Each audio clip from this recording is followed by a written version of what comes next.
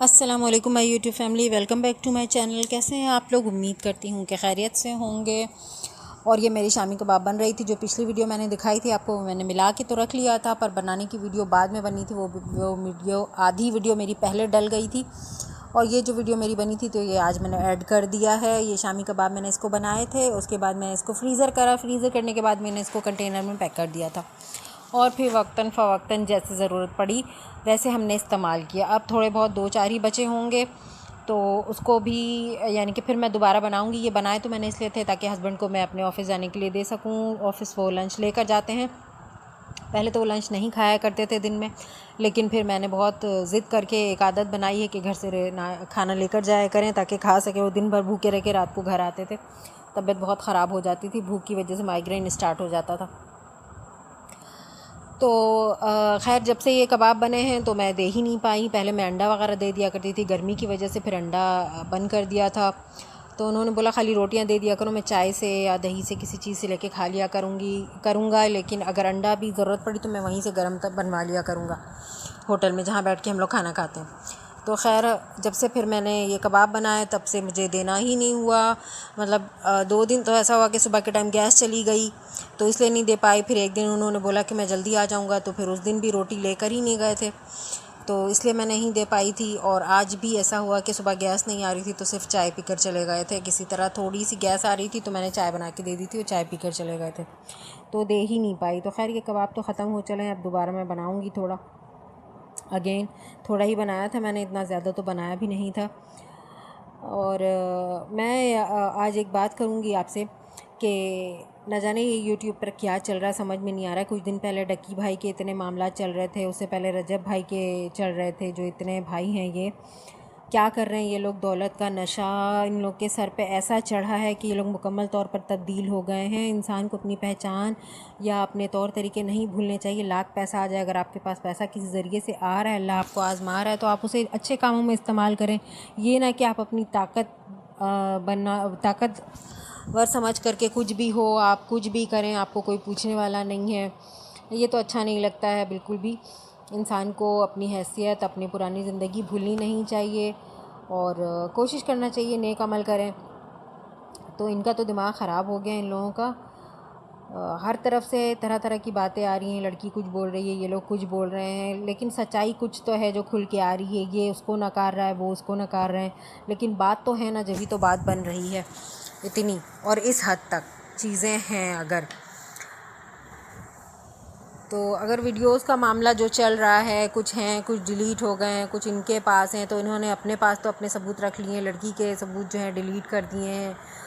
ये सब क्या मामला चल रहे हैं यूट्यूब पे, समझ में नहीं आ रहा है बिल्कुल भी। इतना ज़्यादा गलत इस्तेमाल हो रहा है। देखिए ये वो सिचुएशन है, पता है क्या, कि जब गली में एक दुकान खुलती है ना, तो और लोग देखकर सोचते हैं यार इसकी दुकान तो बहुत चल रही है, हम भी दुकान खोल लेते हैं।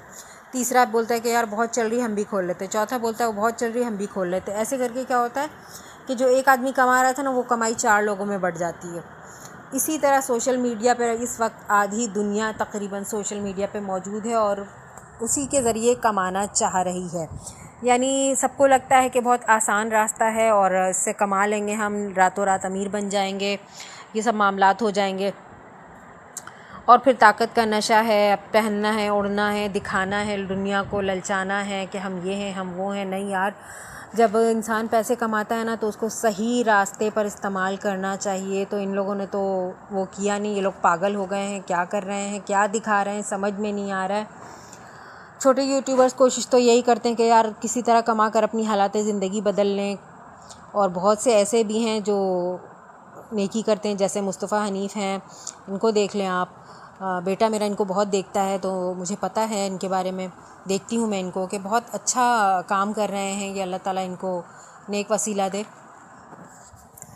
तो यार अपने पैसों को, अपने आप को गलत इस्तेमाल ना करें। ताकत के नशे में, पैसे के नशे में गलत अमल ना करें। दुआ किया करें कि अल्लाह ताला अगर आपको कामयाबी देता भी है तो साथ में आपको बुराई करने से और बुरे कामों से बचने की तौफीक भी दे। एक बहुत बड़ा हादसा भी सना यूसुफ़ का भी गुज़रा है। यही सोशल मीडिया, टिकटॉक के ज़रिए बच्चियां जो हैं एक आसान रास्ता समझती हैं कि छोटा सा गाना है, हम उन पे 2-4 ठुमके लगा लेंगे और अच्छे ब्रांड के कपड़े वगैरह पहन के थोड़ा सा चमक दमक कर लेंगे, तो यानी हम बहुत मशहूर हो जाएंगे, ड्रामों में आ जाएंगे। सबको पता है कि साइड इफ़ेक्ट क्या है ड्रामों में आने के या सोशल मीडिया के, लेकिन फिर भी समझ में नहीं आता। हर कोई दौलत के पीछे भाग रहा है, लेकिन बस क्या कहें, समझ में नहीं आता है यार।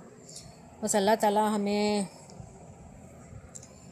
बस फिर मैं यही कहूँगी, मुझे नहीं समझ आता, इतनी बातों की आदत नहीं कि अल्लाह ताला बस हमें नेक अमल करने की तौफीक दे, बुराई से बचाए, बुरे कामों से बचते बचाते हमें हलाल रिज़्क अता करे, जो जिसका हम हलाल तरीके से अपने ऊपर भी इस्तेमाल करें, और जो हमारे इर्द गिर्द लोग ज़रूरतमंद हैं हम उनकी भी मदद कर सकें बिना एहसान जताए। हमें एक तो एहसान जताने की और एहसान जता करके उसका फ़ायदा लेने की भी बहुत ज़्यादा आदत पड़ गई है, तो ये चीज़ें भी ख़त्म हो जाएं।